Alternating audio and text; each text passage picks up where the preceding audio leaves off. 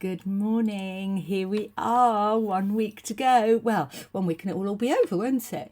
So my dad would say he was a great believer in finishing on the day. He had no idea about the 12 days of Christmas being from Christmas Day through to 12th night. And it was all we could do to stop him taking the decorations down on Boxing Day. And my mum probably will be having that fight with him this year. And I'm glad he's not in our house complaining that we have only just managed to get them up in time.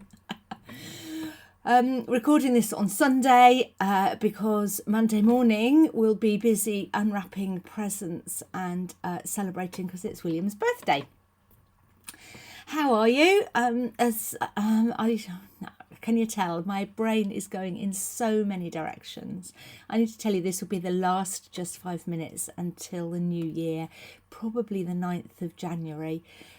So I'm going to be working over that Christmas New Year week, and then I'm going to take my post-Christmas leave for the first week of January. But it's just so difficult to make the space and time, isn't it? And I love recording these, but they do take a little while. And so this is the last one until then. What do I need to say to you? I don't think I need to say anything, but I do want to wish you a Merry Christmas.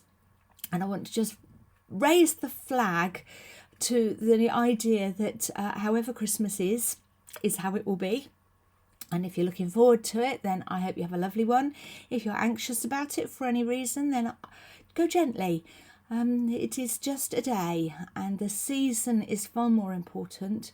And understanding that the love of God goes with us, whatever is going on in the church calendar, is really important. And I know some of us are going to be having a different Christmas this year, and perhaps not the one we would have planned for ourselves. All in all, it's I don't know. We put so much pressure on ourselves, don't we? That Christmas should be something special. Do you know what it is? It's another day, and it's a festival in the Christian calendar where the important thing is that we give thanks to God that Christ came to be amongst us. We cook a roast dinner. That's all Christmas dinner is a roast dinner. Might have a few extra bits, but it's nothing more than that. And we spend time with family and friends who we may or may not see the rest of the year, but they're family and they're friends, and all will be well.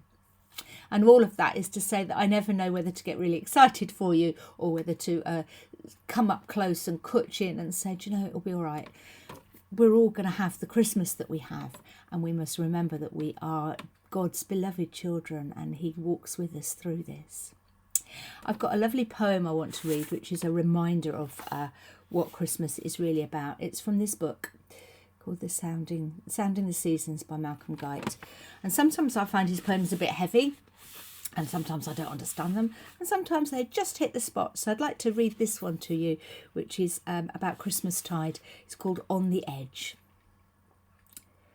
Christmas sets the centre on the edge of town, outbuildings of an inn, the fringe of empire far from privilege and power, on the edge and outer spin of turning worlds, a margin of small stars that edge a galaxy itself, light years from some unguessed at cosmic origin. Christmas sets the centre at the edge, and from this day our world is realigned, a tiny seed unfolding in the womb, because the source from which we all becomes the source from which we all unfold and flower into being. We are healed. The end begins. The tomb becomes a womb. For now in him all things are realigned.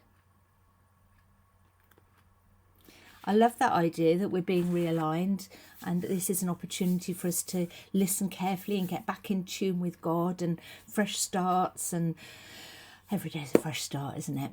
But it's about perhaps rethinking Christmas a little bit and taking some pressure off ourselves about whether or not we've got our colour scheme right and whether or not the potatoes are being roasted in the right fat, and putting it back towards thinking, you know, this is God coming afresh again as he reminds us every day, and this is an opportunity for us to tune in and say thank you, and God, where would you have me be and what would you have me be doing?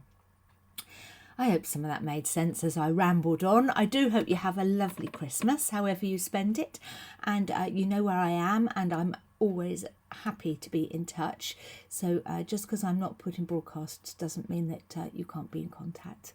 And I shall see some of you soon. Have a good one. And yeah, I'll be back. Lots of love and God bless. Bye-bye.